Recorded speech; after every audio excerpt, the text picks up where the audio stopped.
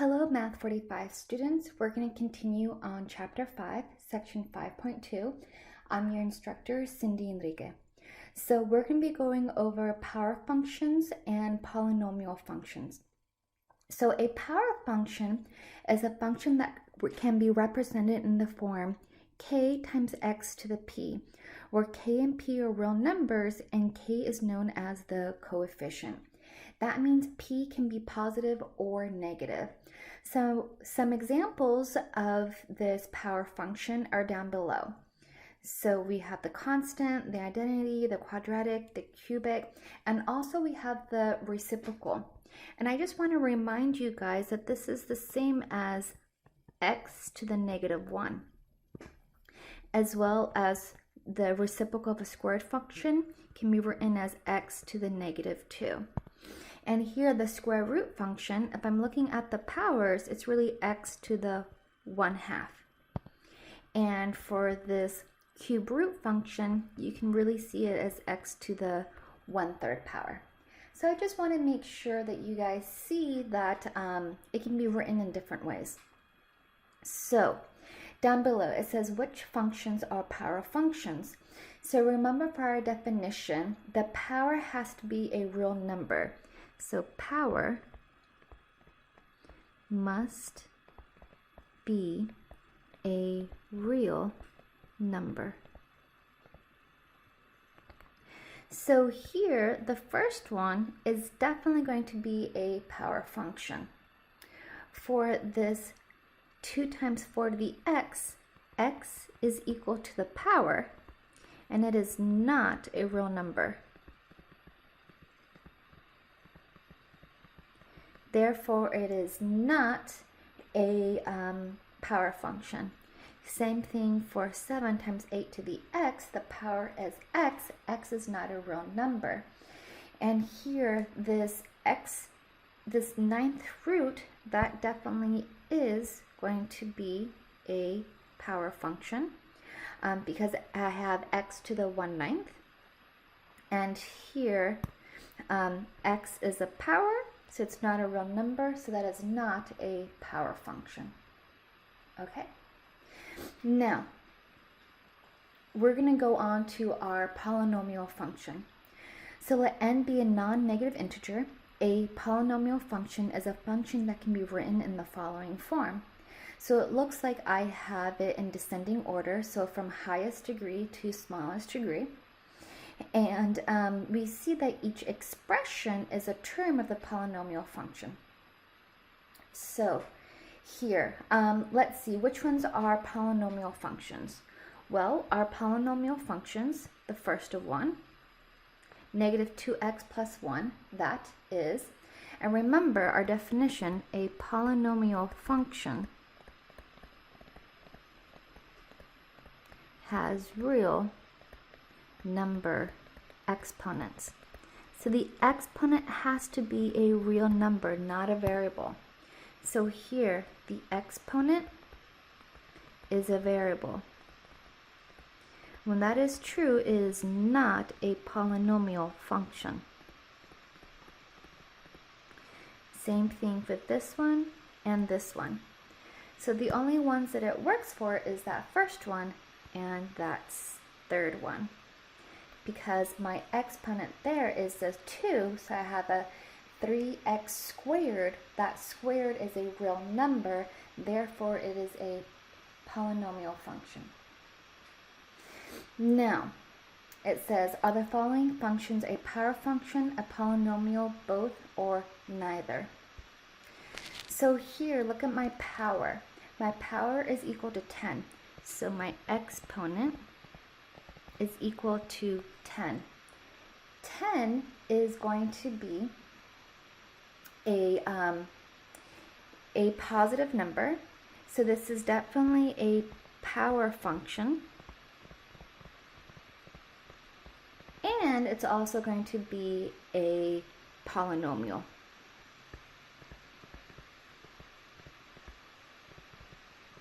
So here I'm going to say both. You're like, Cindy, I'm a little confused about these definitions. Well, I know that that power function, if I'm thinking about this definition in general, this is my exponent. So it's all looking at the exponent. Two things can happen with the exponent. It can be negative, and it can also be a fraction. So that is my my power function, and also I know that it has one term, and I guess it can also be positive. Okay, so if I'm thinking about a polynomial, well, for the polynomial function, it has to be a real number. So exponent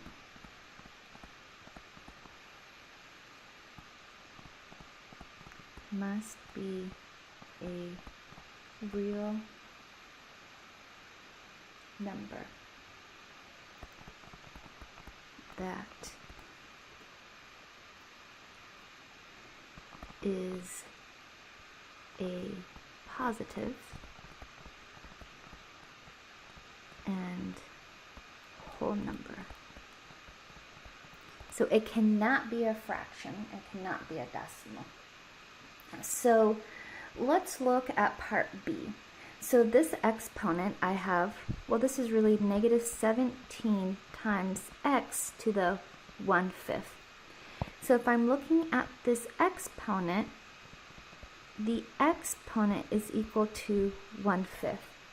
Because it's equal to 1/5, it cannot be a polynomial function. So this can only be a power function. Okay. For part C, if I'm looking at those definitions, I see that this is equal to x plus 5 to the 1/2. So for something like this, I'm going to say neither. Okay. For part D, I'm going to look at this and let's see what I have. Well, I have 1, 2, 3. So this is 3 terms. The fact that it's 3 terms, then it definitely cannot be a power function. A power function is strictly a one-term polynomial, okay? And here my exponent is 2, so this is going to be a polynomial. So all we're doing is identifying whether it's power, polynomial, both, or neither. And we've had an example of each. Part A was both, part B was power, part C was neither, and part D was polynomial. Okay. Now, we're going to get into our graph. So what we want to kind of be looking at on page 12 is the end behavior of a power and polynomial functions. And we can do that by determining, and it is determined by looking at the coefficient and power of the leading term. So this is something that you definitely want to refer to when you have your quiz or your exam. So when it's an even degree and a positive leading coefficient, my end behavior looks like it's going to be in quadrant 1 and quadrant 2. Versus if it's an odd degree with positive leading coefficient, it looks like I'm going to have it in quadrant 1 and quadrant 3. Okay. And down below, if it is an even degree polynomial with negative leading coefficient, it's going to be in quadrant 3 and quadrant 4. Odd degree with negative leading coefficient, it'll be in quadrant 2 and quadrant 4. So looking at these graphs, these are going to be really important to kind of tell us what's going on. So I'm just going to minimize this so you can all see it all at the same time. So it says describe the behavior, or describe the end behavior f of x is equal to 3x to the 8th. So I'm looking at this, my degree is equal to 8, so that's even. I'm also looking at my leading coefficient. That's 3, so it's positive. So I have an even degree. So since it's even degree, I am over here for an even degree. So I'm looking at either the top one or the bottom one, but it's a positive. So the fact that it's positive, I'm looking at this one as well. So I know that I'm going to have my graph. And my graph looks like I'm going to be going up in quadrant 1 and quadrant 2. So we can say for my answer that both ends go from x to positive infinity. As x increases, that's what it's saying, then my y value also increases. As x approaches negative infinity, my y values approach positive infinity. So this is what I'm looking for my answer. So I want to know the end behavior. As x approaches infinity, my y values approach infinity. As my x values approach negative infinity, my y values also approach positive infinity. Okay, so let's look at that second one now. So let me erase my highlight. For the second one, it says, describe the end behavior of f of x is equal to negative x to the 3. So for this one, I'm going to look at my degree. My degree is equal to 7, and 7 is odd. I'm going to look at my leading coefficient. That's equal to negative 1, and that's negative. So, okay, so I'm looking for an odd degree. So here I am. The leading coefficient is negative. So that tells me what my end behavior is going to look like. My end behavior, what I'm going to say as x approaches infinity, my y values approach negative infinity. My x values approach negative infinity, so my y values approach positive infinity. And that's what that is saying. And as you can see, it's in quadrant 2 and quadrant 4. Okay, so that's how I am describing my behavior. And I hope that makes sense. Okay, and if not, we do have some more examples. So remember, I'm going to be referring to these 4 different diagrams. So the first question you want to ask yourself, is it even degree or odd degree? The second question you want to ask yourself is a negative or positive leading coefficient. With those 2 questions, I can answer any of this, any type of problems that's asking me about the end behavior. So, for this example, it says describe the end behavior of this function. So let's look at a couple of things. We have the degree is 4. That's even. I have my leading coefficient. That is a negative 1, and that is negative. So if I was looking at the chart that I have on the previous page, that looks like this.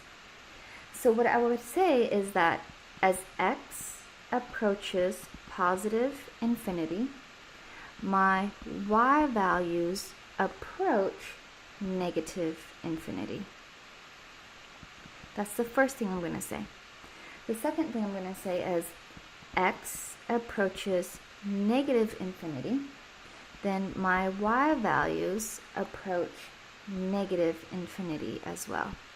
And I'm just looking at the chart to help me out with that. All right, let's see if we can do this. Describe the end behavior of this function. So I have my degree. My degree is now 5. My coefficient is 4. So I can tell that my degree is odd and my coefficient is positive.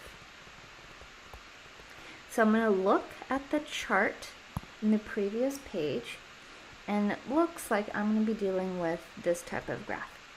So that tells me that as x approaches positive infinity, then my y values approach positive infinity.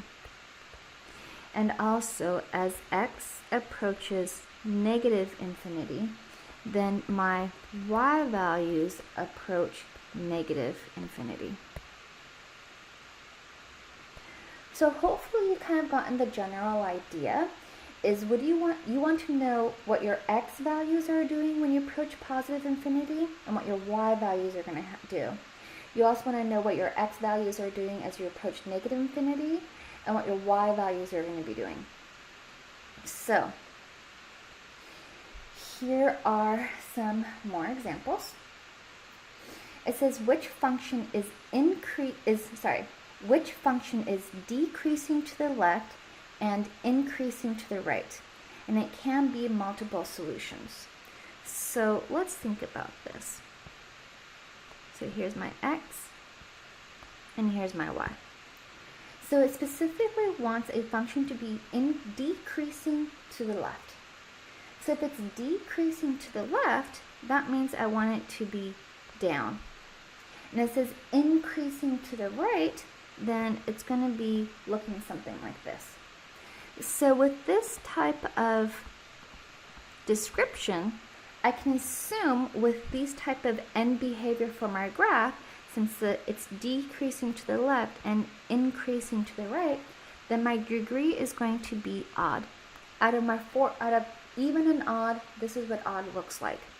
Okay? And if I'm looking at my coefficient is going to be positive. So I'm looking for an odd degree and a positive leading coefficient. So let's think about this. So this problem has degree, well, let's see, degree 2, degree 1, degree 1. So when I add those all together, 2, 3, 4. So that's going to be degree 4. This one, when I look at it, I have degree 2 and degree 1. So that's going to be degree 3. This one I have, let's see, degree 2, 3, 4.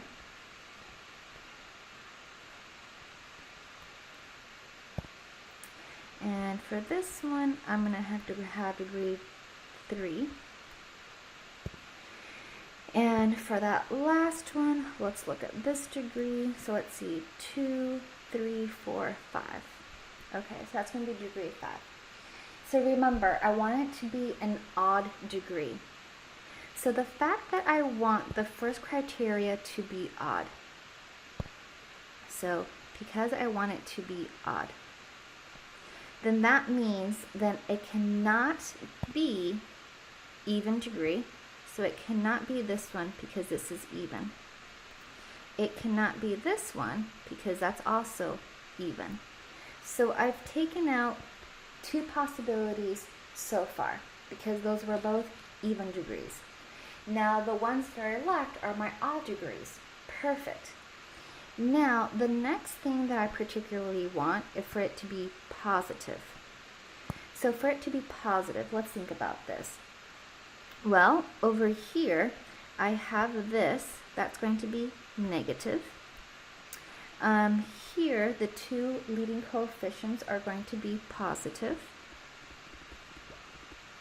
since I have an x squared and an x. And here, my leading coefficients, this is positive, positive, positive, positive. So this is going to be positive. Okay. So I know because I want it to be positive, then this one isn't going to help me because it was negative. So the only 2 that are of odd degree and positive leading coefficient are those 2. So my answers are going to be this one and this one by process of elimination. So those 2 are going to be my final answer here. They both fit the criteria of being odd degree and positive leading coefficient. Okay. Well, I hope that makes sense. I hope you guys are getting used to this odd and even degree and positive and negative coefficient. So now we're going to be looking at our intercepts and our turning points. So a turning point of a graph is a point at which the graph changes direction from increasing to decreasing or decreasing to increasing. The y-intercept is the point at which the function has an input value of 0. The x-intercepts are the points at which the output value is 0. So again, sometimes it's just useful to understand what it means to be a turning point. So a turning point, I like to refer to it as the point of inflection.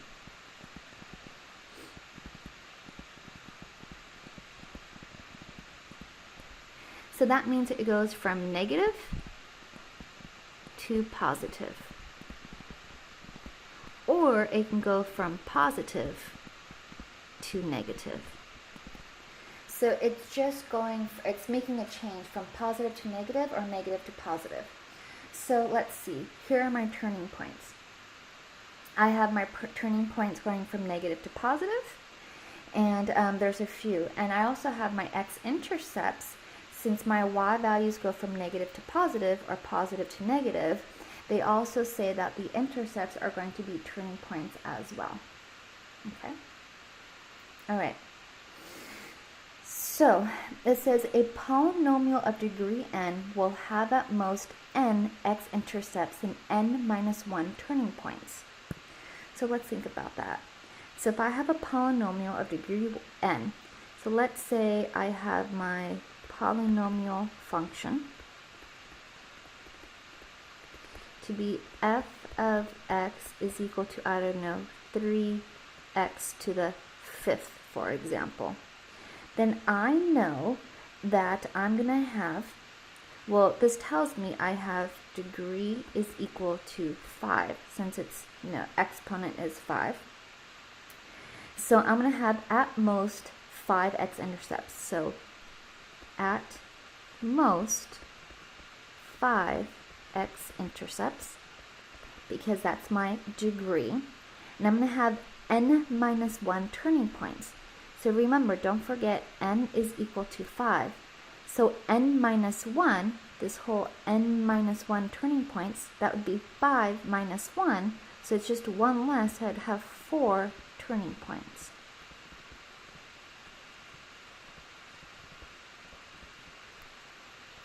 Okay, well, let's look at some of these examples down below. It says, without graphing the function, determine the local behavior of the function by finding the maximum number of x-intercepts and turning points for this function. So if I analyze this correctly, then I definitely want to know what my degree is. So my degree is equal to 10. So that automatically tells me that my n is equal to 10. So I'm going to have at most 10 x-intercepts. And I'm going to have at most n minus 1 turning points. So at most, 1 less than 10 is 9. So I'm going to have at most 9 turning points.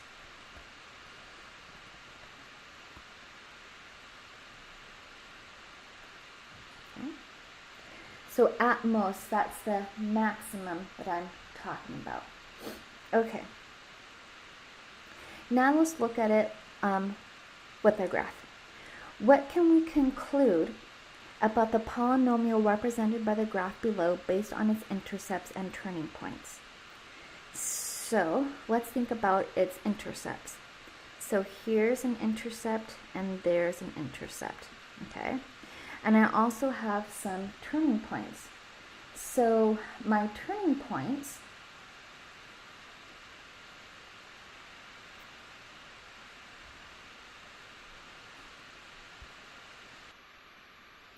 So I've identified my x-intercepts, and I have 2 of them. So I have 2 x-intercepts. Okay. The other thing that I need to find out are my turning points. So the turning points, it looks like it's here, here, and here. So I'm going to have 3 turning points. Okay. So from this graph, if I have 2 x-intercepts, then that tells me it's going to be degree 2 or more. If I have 3 turning points, then that means that my degree is going to be 4 or more. Because remember, my degree is going to, or my turning points is n minus 1, okay? And what else can I see?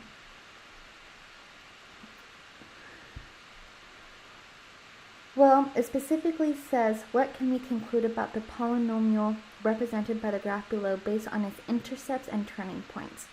So I have my x-intercepts and I have my turning points.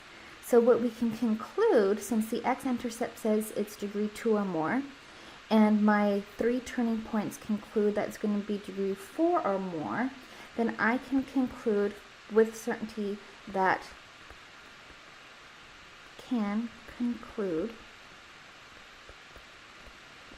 this polynomial is degree, it's at least 4. Okay. Because definitely the turning points is 4 or more and the x-intercepts are 2 or more, but definitely 4 is bigger than 2, so it would definitely have to be at least bigger than 4. 4 or more. Okay. All right. And that concludes the end of section 5.2.